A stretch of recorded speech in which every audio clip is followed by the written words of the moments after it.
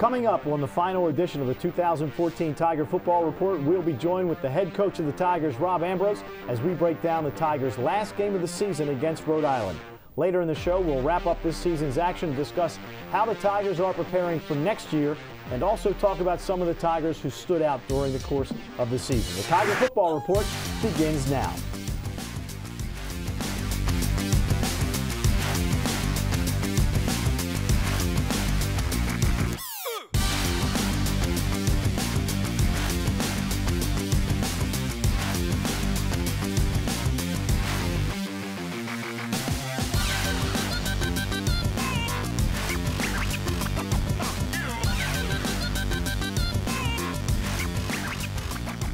Hello, Tiger fans, and welcome into the Towson Sports Network studios for another edition of the Tiger Football Report. I'm your host, Spiro Marikas.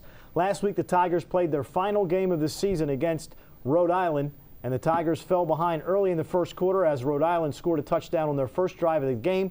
However, Towson struck back with a touchdown of their own in the second quarter. The Tigers and Rams each shared defensive stands, but unfortunately, the Tigers were not able to come up with the victory as they lose by a score of 13-7. With that, let's bring in the head coach of the Tigers, Rob Ambrose. And Coach, going into this game, you knew Rhode Island was going to be pumped because they had not won a game all year.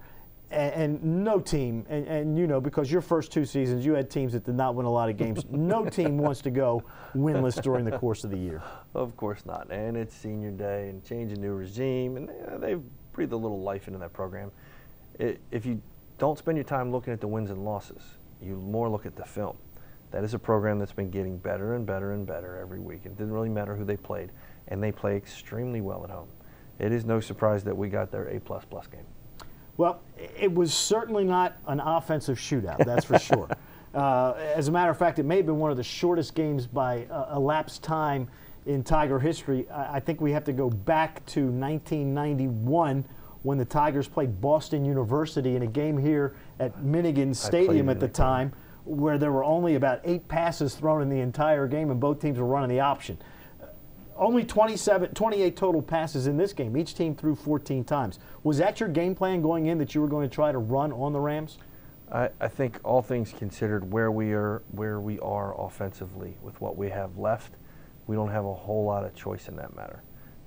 We tried to throw a little bit early on, but our pass protection was nil, and it had to do with I got 2 tackles that are incredibly banged up, and they're giving their effort, but backing up and holding somebody off is not their forte currently right now, and we had to play to the strengths of what we had left. We ran the ball relatively effectively, and but we gave up, we gave up 4 sacks, and gave up 4 sacks against a pass rush that really isn't a stalwart pass rush.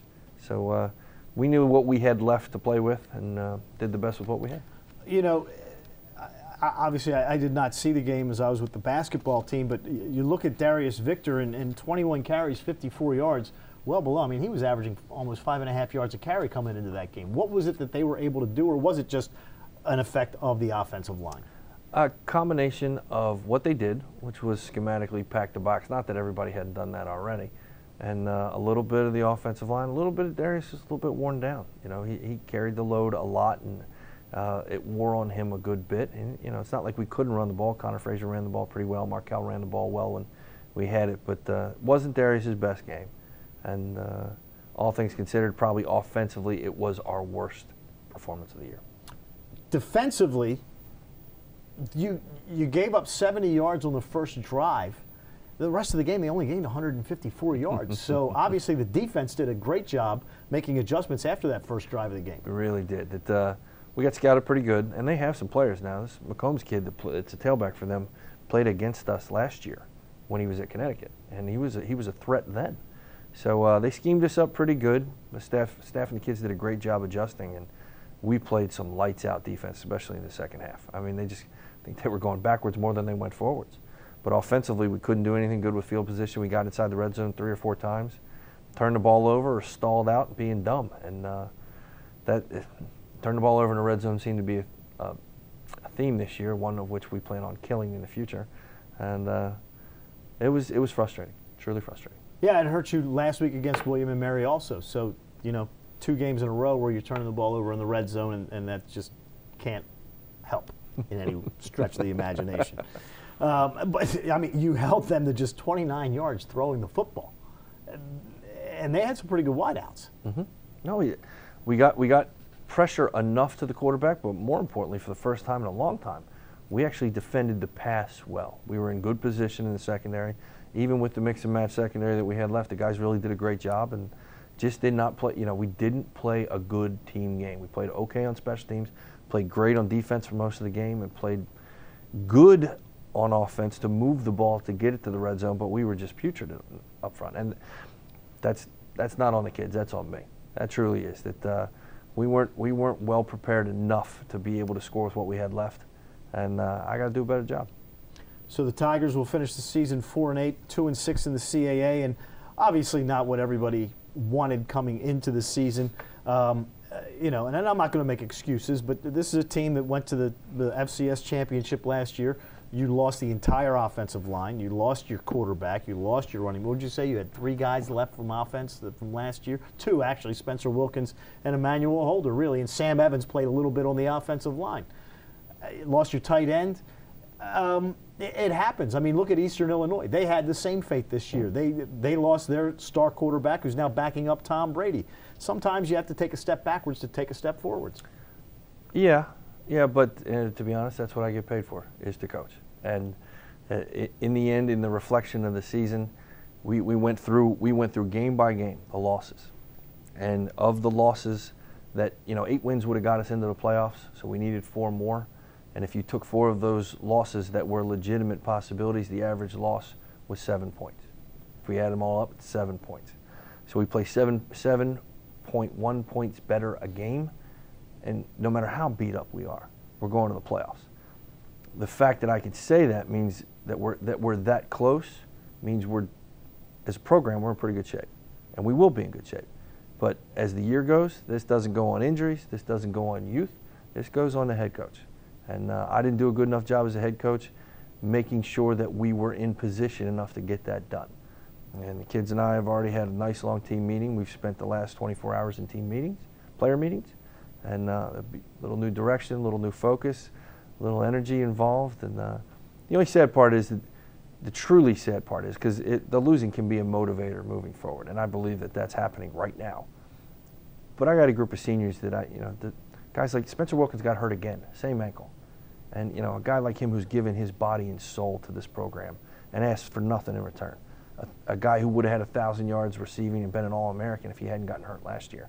And did everything he could, despite what the doctors told him, to rehab, to come back so he could play 1 more year with his brothers.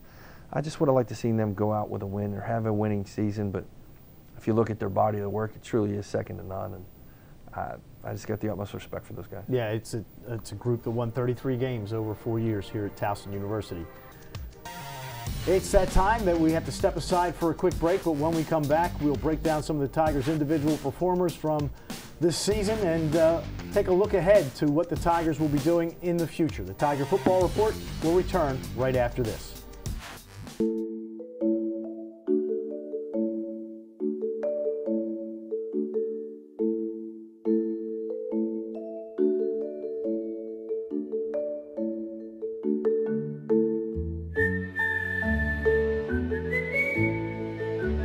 Virtual Wallet can help you be that person who's good with money.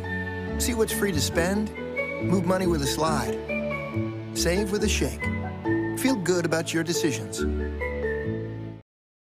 Brian Vickers, Aaron's sponsored driver. He doesn't just love racing, he lives it. He got the paper! Woo! His pit crew follows him everywhere. Oddly, so does his boss. Right, sign that. And his passion for racing is rivaled only by his passion for errands. No credit needed. I'll take it. Woo! Congrats. Aaron's makes owning easy through lease ownership, so you can own the life you want. You'll find it on the sidewalks of Little Italy and on the porches in Catonsville. You can see it when friends meet in Mount Vernon. It's pride. Pride in our city, pride in our people. That's why MedStar Health is building the most accessible healthcare system in the region to look after everyone from Lutherville to Locust Point. So no matter where you go, no matter who you are, you're never far from MedStar. Wise Markets Ice Cream Plant is based in Sunbury, Pennsylvania, and it's locally owned and operated. We've been making our ice cream for nearly 50 years. We create roughly 70 flavors of ice cream right now. We use local ingredients, especially our cream, which is from our milk plant. The cream is what gives our ice cream a rich and creamy texture. Now, together with our customers, we've created a product called Peanut Butter Indulgence, which will be coming out this summer. It's a peanut butter ice cream with sea salt caramel swirl, chocolate-covered pretzel. How could you go wrong with that? Personally, I love our ice cream. If you come to our house at any given time, you'll find at least 5 packages of ice cream in our freezer. Our kids grew up eating Wise quality ice cream, and now we get to treat our grandchildren to it. It's been a pleasure for me to be tasting ice cream for over 40 years for Wise Markets, and I'm loving every minute of it.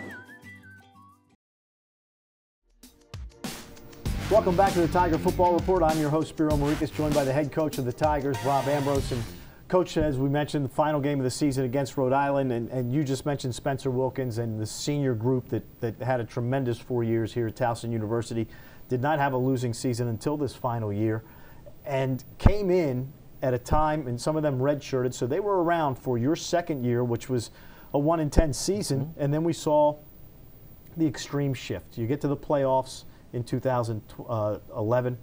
You should have been in the playoffs in 2012 and probably would have been the most dangerous team in the country had you made the playoffs in 2012.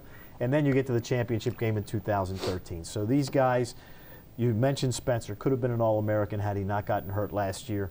Let's look at a guy like Ryan Dallaire and what he's meant to this program. Ty Smith, what he's meant to the program. Just talk a little bit about those two guys on the defensive side of the football. It's impressive when you have two young men who are extremely talented, obvious talent, kind of talent that NFL scouts don't miss. And we've had every scout in America here at least once, and most teams more than once, checking out those two young men. What is the most pleasing to me is both the character of these guys and their commitment to academics. Both of these are both high GPA guys. They're never in trouble. Community service, just the kind of young men that, as I have a high school daughter, that you would want your daughter to date. You know, these are the kind of guys that I would want to be my sons at one day. And, you know, of course, I feel like they are in some manner or fashion. But to have such a good, there's so many stories today of talented athletes that are just bad people. And I got, in one reference to these two, some extremely talented athletes that are even better people. And they're fun to coach, they're fun to be around, and they represent the program and this institution exactly the way it should be. You know, as you were talking, I'm thinking to myself, since you've been here, I don't remember there being a police blotter story about a Towson football player. Oh, easy now. There's some stuff that goes, nothing, knock on wood, please don't do that. Please don't say things like that. No, we do a good job of trying to recruit kids that are both of high character and high academic desire and great athletic ability. And that if you fail in one of those, in the prongs of our recruiting, one, you have to be a really good player. You might be the best cello player in the world, but you're not going to get a football scholarship to come here to play. Two, you have to want a degree badly. That you really have to commit yourself to the idea that you understand how important football may last till tomorrow, but your degree will last you forever, and that doesn't go away. You can never take that away from you. And the third one, and in today's world is the most important, we spend a lot of time doing this in evaluations, is trying to find kids of high character, that we don't want our guys on ESPN.com for the wrong reasons. And then once we get through all that, we filter that out and find out the ones that truly want to be here more than anywhere else. And when we get those type of guys in the locker room, then you can do something special, and we've done that. But when you talk about two young men like these guys, they are exceptional in every aspect of who they are. Drew Cheripko, another member of the defense, who is kind of a workman-like guy, came up with some huge plays over the last few years. Joe Dirt, and I can say this now because his haircut truly does remind me of Joe Dirt. It's a big joke, and I tell you what, from where he came to where he is, if you'd have met him in his younger primitive year before he got to college, you'd have wondered whether or not he could graduate college. His commitment to academics was not that strong. And as I tell these guys constantly, what you do in the dark always shows up in the light. What you do in the classroom will show up on the field and vice versa. And when he decided to commit himself to his academics, you found him being a better football player. There was a confidence in him that came with his academic successes that equated to physical successes on the field. And while not the fastest, the biggest, the strongest, the quickest, or the smartest guy, all of a sudden he was somebody that ask UConn what kind of football player Drew Tripka was. I was just going to say, the game against UConn, he came up with huge plays in that ball game. And he did it week after week after week. And he's one of the, he is the model of consistency. We just met today. We had a senior meeting today.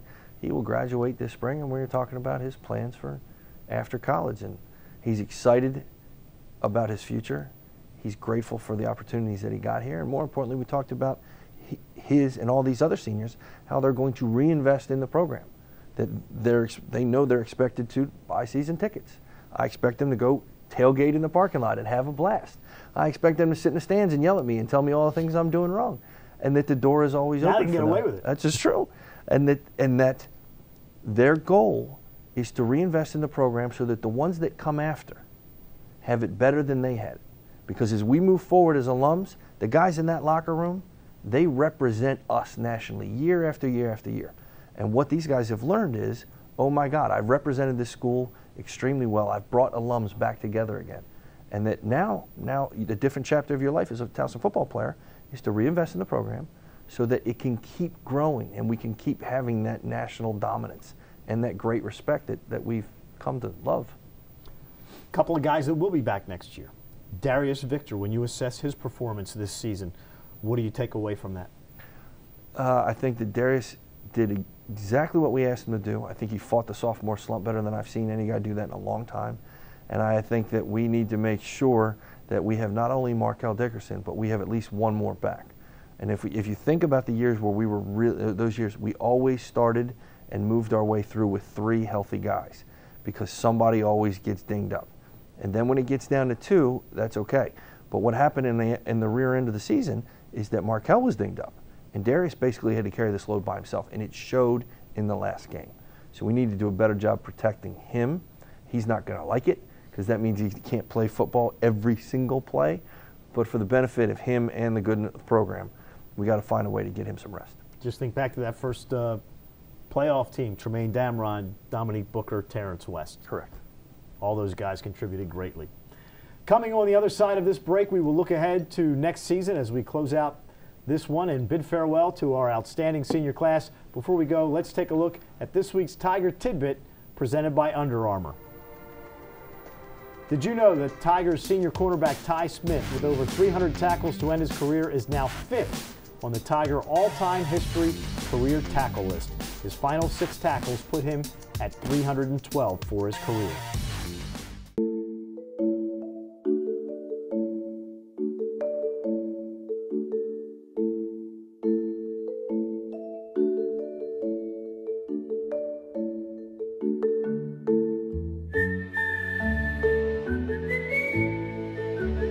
Virtual Wallet can help you be that person who's good with money.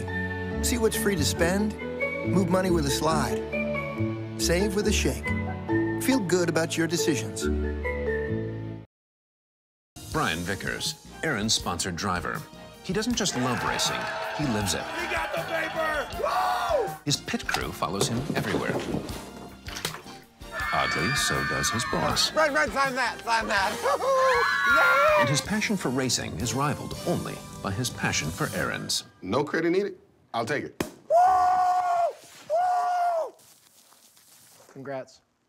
Aaron's makes owning easy through lease ownership, so you can own the life you want. You'll find it on the sidewalks of Little Italy and on the porches in Catonsville. You can see it when friends meet in Mount Vernon. It's pride. Pride in our city, pride in our people. That's why MedStar Health is building the most accessible healthcare system in the region to look after everyone from Lutherville to Locust Point. So no matter where you go, no matter who you are, you're never far from MedStar. White Market's ice cream plant is based in Sunbury, Pennsylvania, and it's locally owned and operated. We've been making our ice cream for nearly 50 years. We create roughly 70 flavors of ice cream right now. We use local ingredients, especially our cream, which is from our milk plant. The cream is what gives our ice cream a rich and creamy texture. Now, together with our customers, we've created a a product called Peanut Butter Indulgence, which will be coming out this summer. It's a peanut butter ice cream with sea salt caramel swirl, chocolate-covered pretzel. How could you go wrong with that? Personally, I love our ice cream. If you come to our house at any given time, you'll find at least 5 packets of ice cream in our freezer. Our kids grew up eating Wise quality ice cream, and now we get to treat our grandchildren to it. It's been a pleasure for me to be tasting ice cream for over 40 years at Wise Markets, and I'm loving every minute of it. Welcome back to the Tiger Football Report. I'm Spiro Maurikas, and I'm joined by the head coach of the Tigers, Rob Ambrose. And Coach, you talked about all the injuries to the roster, and we have to look ahead to 2015 now. Obviously, those guys hopefully will be healthy by the time you get to spring ball. Are you expecting to have a full complement of players in spring ball, or will there still be some nagging injuries from the end of this season? There'll be a couple guys that won't be able to truly show their colors until the end-ish of spring ball. But I look at the offensive line, and we finished this game with 5.5 bodies left, and both tackles had to come out of the game. Couldn't take it anymore, and I give them a lot of credit for fighting through, but we just can't be in that position. And we've already done the work. There will be 17 offensive linemen that will compete this spring, and you know how I feel about competition. That's just at that position alone. So our youth that has sat and watched and been somewhat frustrated in their inability to affect change will now have the responsibility of doing just that. And while the fire and brimstone in the locker room at the end of this season existed, it existed in a motivational fashion. And as the day passed and the loss is now over, all eyes are moving forward. And there's an enjoyable energy in that field house. I'm looking forward to spring. Well, I know you were ready to move on right after the FCS championship game. You were like, oh, that's over now. We've got to move on. So you move on with the good, you move on with the bad. And this was not a good season, obviously. You also love competition. I'm assuming we're going to see competition at just about every position on the field next year. In a season like this, and I haven't done this since 2010, but as we have these player meetings, I've told every single player that there is, and it's going to disappoint the media, there is not a returning starter on this team. One does not exist. That everybody's going to have to earn their spot. And some of these guys are earning their roster spot or their depth chart spot or special team, so be it. But it's a blank slate right now. And it gives young guys opportunity. It definitely creates competition. And just the energy and the thought of it is really, it's kind of exciting. And you're right. When the season's over, the season's over. You got to learn from it. You got to move forward. And it's a little weird being home for Thanksgiving and not having another game to prepare for. Instead, it's travel plans. And I guess the good part about the frustration of it is that the expectations have now changed. That, hey, if we won this season, that was great. It is we now expect to win every game, every season. And that's the way it's supposed to be. And I'm grateful for an administration that backs us enough to be able to make that a plausible reality, and I like living in that reality here now. The one positive, I guess, out of a season like this, and as opposed to the negative that you had last year, is you guys can be much more concerted in your recruiting efforts earlier than you were last year. Well, the recruiting class itself is not that big, just because the sheer number of guys scholarship guys that are graduating is not that big. So it's much more detail-oriented where we are right now. But I will tell you, as I said when we got out of the national championship game, that the game was on Saturday. I got home early Sunday morning, and I was in actually two people's living rooms on that Sunday after the game. That we get Thanksgiving. It's been a long, hard year for both the players and the coaches. So we're all taking that time. Well, they're taking that time. I'm still working. And my daughter's birthday is on Saturday. I will be flying to the West Coast sometime late Saturday night, and I think I land in San Francisco at about 1 in the morning. And about a 2-day turnaround to get to see about 6 guys.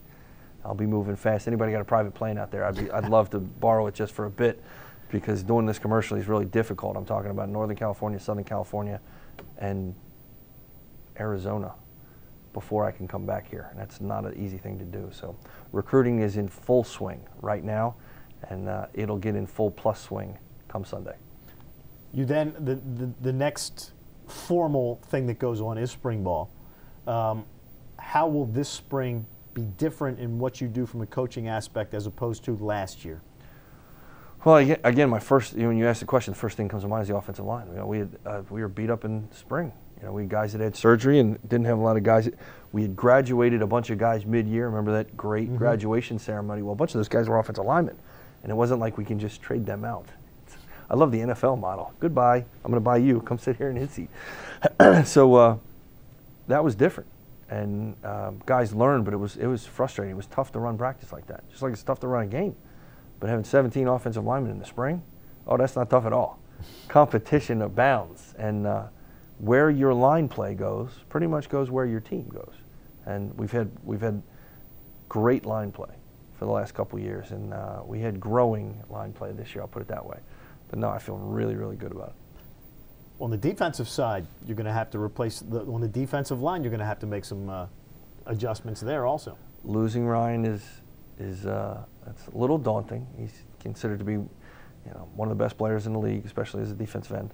And losing Drew Tripko, there's more to him than just his reps. He's a leader up front. He's somebody that they respected and followed. But we've got some young guys that have been getting reps along the way. This isn't all or nothing like it was in the offense. You see a guy like Max Tejada start a game and get some reps. Mr. Cummings, Deshaun Cummings, who shows great talent. And let's not forget, John DeSteer still exists, and he's been pushing people around on the defensive line for a while. So cupboard's not empty. No, it certainly isn't. The Tigers will get back to work soon and get ready for the 2015 opener against East Carolina.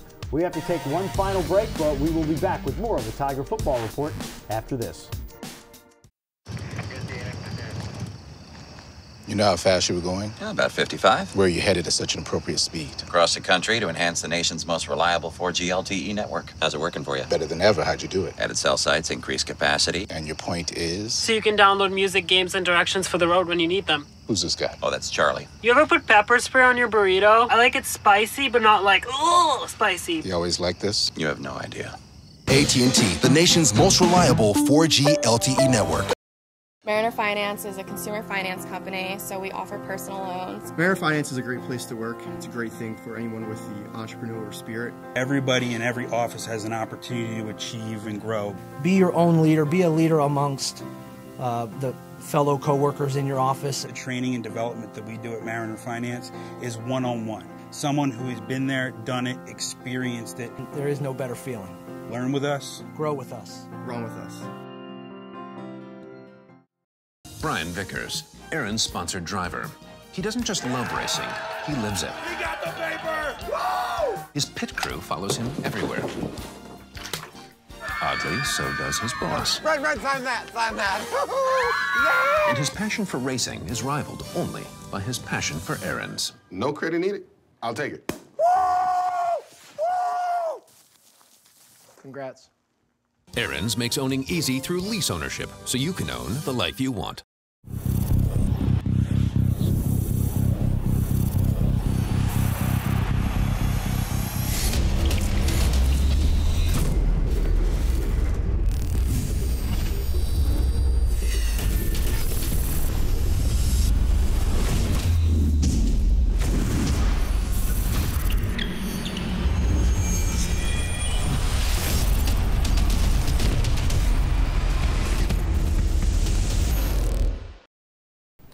Welcome back to the Tiger Football Report, and Coach, thanks for joining us all season long.